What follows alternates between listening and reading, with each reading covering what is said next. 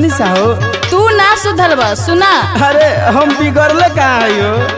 लइका में हर के तोहके ख्याल लइके, लइका में हर के तोहके ख्याल लइके, दारू पिए लाया घरे आटा दाल लइके।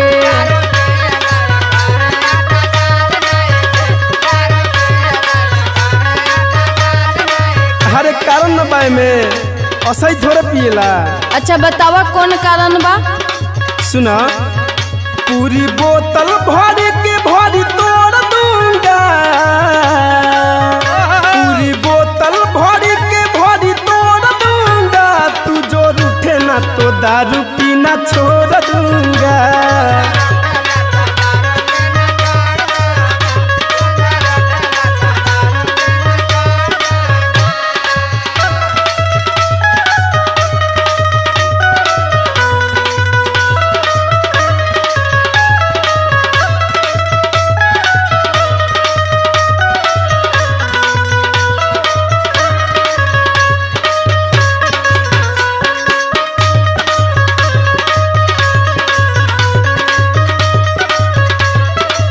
अपनो तो गलतियाँ समझा और सुना हमार बात।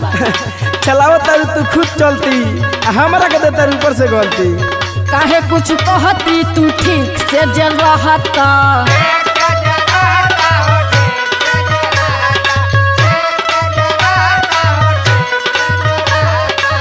प्यार देती उतना तू जितना ले चाहता।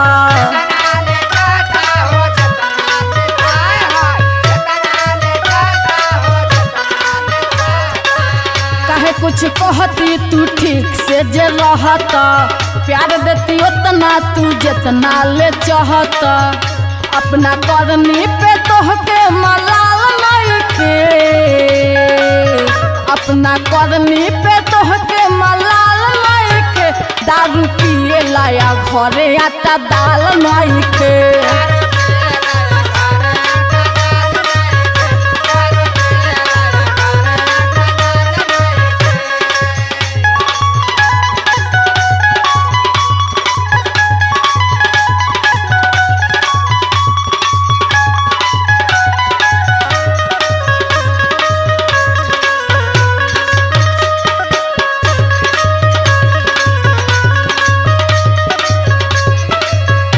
हरे कारण न बाय में तैका हमहू सुनी बतावा।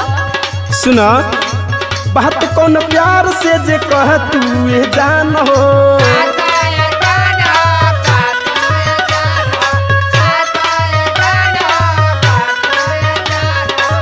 जान पे को देती अपन जान कुर्बान हो।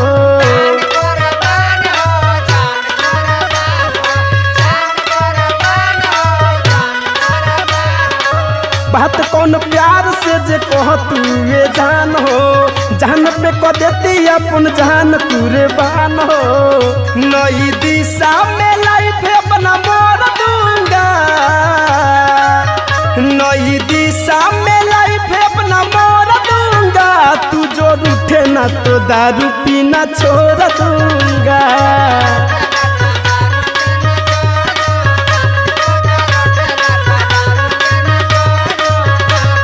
पिए लाया घरे आटा दाल नइखे, तू जो रूठे ना तो दारू पीना छोड़ दूंगा। दारू पिए लाया घरे आटा दाल नइखे, तू जो रूठे ना तो दारू पीना छोड़ दूंगा।